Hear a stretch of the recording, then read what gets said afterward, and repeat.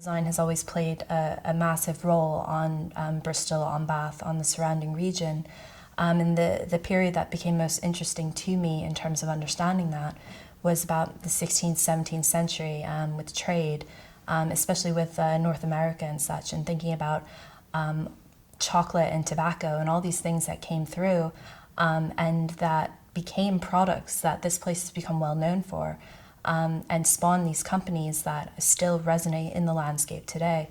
And I think the thing was that design has existed here for so long in so many different ways. It's been diverse, and it still continues to be diverse today, and that's a historical legacy. Thinking about how 17th century trade with cocoa, tobacco and such resonates within design, all you need to do is kind of look at the companies that developed in Bristol, in Bath, in the area. A company like WD and H.O. Wills, which went on to become Imperial Tobacco. It wasn't in the design of the cigarettes and the tobacco itself that design resonated.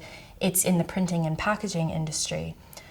They would have produced cigarette cards, they would have produced boxes, they would have produced tins, and all these things were designed, and they would have had in-house illustrators, they would have had people come in to do these things.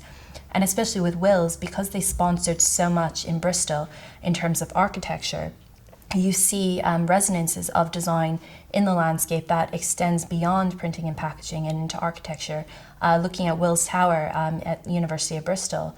Also thinking in terms of chocolate, that's printing and packaging as well. You know, the Fry's family, they came in and they just produced some really beautiful packaging that still sits in collections in Bristol today. M-Shed has a massive collection of both Wills and Fry's, and what it is it shows a chronological timeline of kind of the aesthetic side of design throughout history, which is really, really interesting to have the chance to look at.